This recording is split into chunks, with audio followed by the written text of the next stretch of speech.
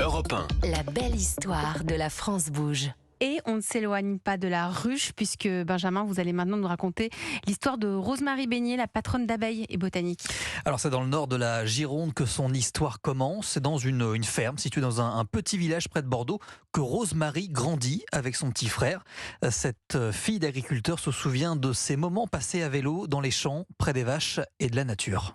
Un des grands plaisirs que l'on avait au moment de la récolte, c'était de déterrer les tubercules de pommes de terre ou de ramasser les tomates quand elles étaient bien mûres et les haricots verts. On a eu la chance extrême d'être nourris avec des produits provenant soit de notre propre jardin, soit de celui de ma grand-mère. Tout ça dans une ambiance quand on est enfant, extrêmement joyeuse, où toutes les bêtises qu'on a pu faire, on les a faites dans le dos des grands-parents.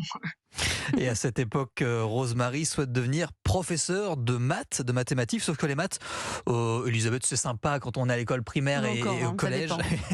Et au lycée, tout de suite, c'est moins fun.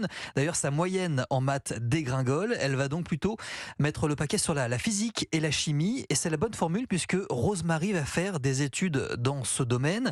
Et après son bac plus 5, elle entre chez Renault dans l'automobile, puis travaille pendant 16 ans dans l'industrie spatiale. Très éloignés tous de l'univers des cosmétiques. Alors elle arrive au milieu de la ruche et des cosmétiques, elle y arrive comment, Alors en fait, Benjamin ? c'est à la fin de l'année dernière, en 2023, Rosemarie en fait quitte son poste, rupture conventionnelle, pour se lancer dans l'entrepreneuriat. C'est fou, il y en a tellement. Et là, donc, elle cherche un domaine qui est un petit peu plus glamour, comme elle dit.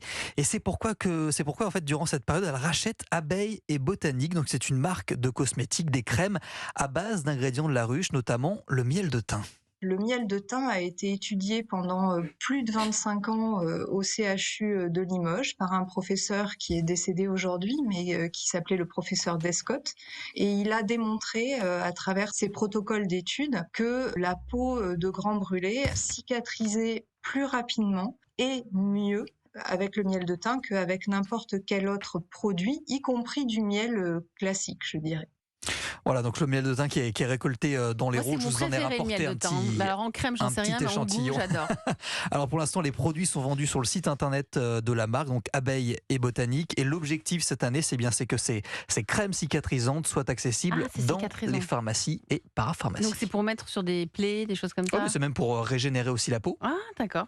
Je passe à Gilata. Vous voulez régénérer votre peau, Gilles ? Pour mon Hein ? pour mon votre teint, un peu de teint, miel ça de peut thym. faire. Vous pourriez, Marie Michaud, vous êtes la directrice générale de Michaud Apiculteur, aller vers des produits de cosmétiques parce qu'on en voit de plus en plus. Benjamin l'a dit dans l'émission, les bienfaits du miel sont là, ne sont plus approuvés. Est-ce que vous pourriez aller vers la crème de jour lune de miel, par exemple ? Alors, ça me plairait beaucoup. C'est vrai que c'est pas un projet qui est d'actualité, mais ça me plairait beaucoup un jour de... Pourquoi pas ? Ouais, pourquoi pas. Vraiment, pourquoi pas. Bon, en tout cas, merci. Merci d'être venu ce soir dans la France